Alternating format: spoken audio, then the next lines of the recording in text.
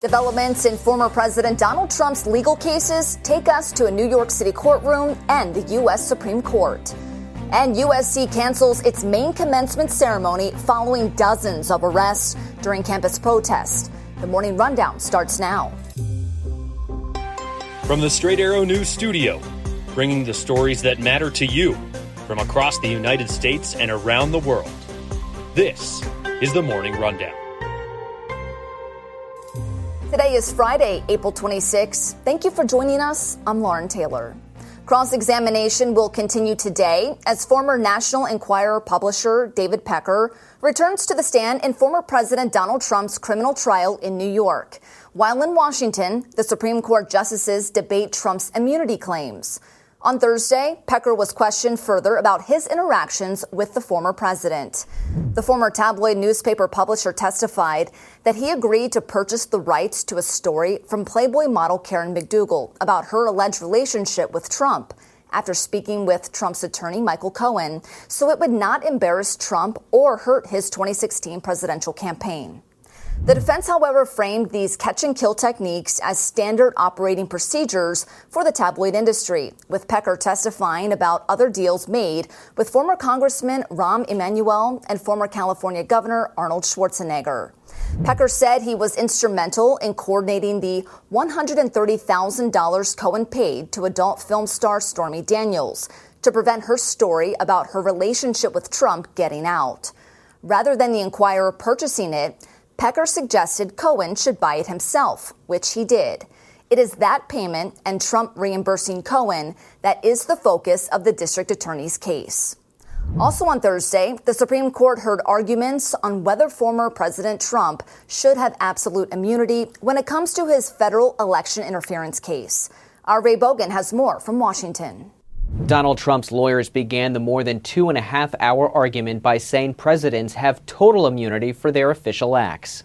Without presidential immunity from criminal prosecution, there can be no presidency as we know it. If a president can be charged, put on trial, and imprisoned for his most controversial decisions as soon as he leaves office, that looming threat will distort the president's decision-making precisely when bold and fearless action is most needed. The justices put that argument to the test with a series of hypotheticals. Somebody says, I'll give you $1 million if I'm made the ambassador to whatever. How do you analyze that? That, I think, would fall under this court's discussion in Brewster, where the court held with respect to legislative acts that bribery is not an official act. How about if a president orders the military to stage a coup? I think that, as the Chief Justice pointed out earlier, where there is a whole series of, sort of guidelines against that, so to speak, like the UCMJ prohibits the military from following a plainly unlawful act. You can see Ray's full report on our website, san.com. The University of Southern California has canceled its main stage graduation ceremony, making the announcement a day after more than 90 people were arrested in a pro-Palestinian protest, one of several being held at college campuses across the country. The ceremony usually draws around 65,000 people. USC says it will still hold dozens of other events, including individual school commencement ceremonies.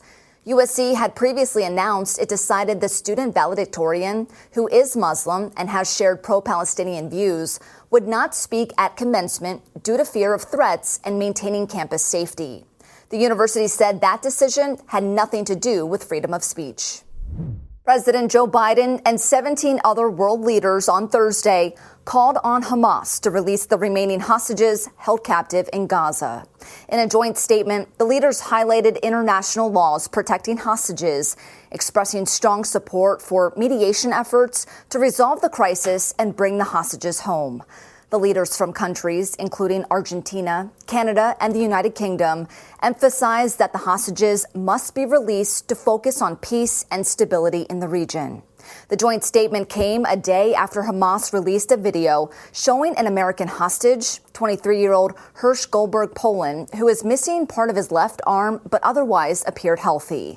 Also on Wednesday, President Biden met with a 4-year-old dual citizen of Israel and America who was among the first group of hostages to be released during a November truce. More than 130 hostages, including 5 Americans, are still believed to be in Hamas's captivity.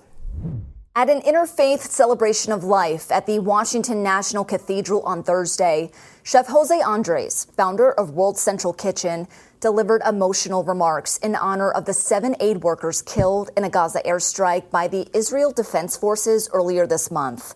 Israeli military officials admitted the airstrike was a mistake and have taken disciplinary actions against those involved.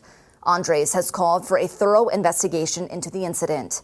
He said he hoped that World Central Kitchen will continue its global humanitarian efforts, honoring the spirit and dedication of the aid workers lost. In the worst moments, the best of humanity shows up. Saif, John, Jacob, Somi, Jim, James, and Damien. They were the best of humanity. Their example should inspire us to do better, to be better. The memorial service included personal stories about the workers' lives and their commitment to helping communities in crisis. Artificial intelligence is at the center of controversy at a high school in Maryland, where a teacher is accused of using an AI-generated voice recording to impersonate the principal. Authorities say this case appears to be among the first of its kind in the country. Police arrested Dazen Darian on Thursday, a physical education teacher and the athletic director at Pikesville High School, on charges including reckless endangerment and disrupting school activities. Police say Darian created a phony recording of the principal that included racist and anti-Semitic remarks after the two had spoken on whether his contract would be renewed. The audio spread on social media and led to the principal being placed on paid administrative leave.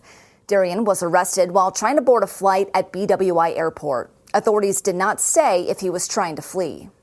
Finally, this morning, Vice President Kamala Harris held a roundtable discussion on criminal justice reform at the White House Thursday, with guests including recently pardoned former inmates, as well as reality TV star and entrepreneur Kim Kardashian.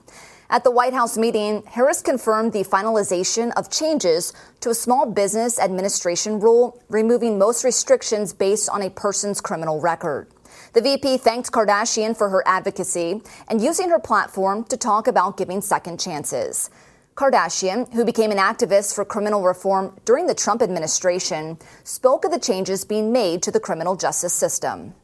Every time I've gone and visited a prison, I've met some of the smartest individuals with the brightest ideas, and to see the changes that are happening to make their re-entry easier, I think is going to be life-changing and give so many people hope, especially with the small business loans.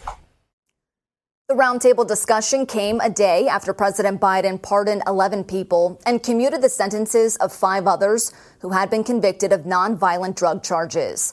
4 of those pardoned were part of Thursday's meeting. These are your top stories for this Friday. Unbiased, straight facts. That's Straight Arrow News. We'll see you back here on Monday. Until then, I'm Lauren Taylor. Have a great weekend.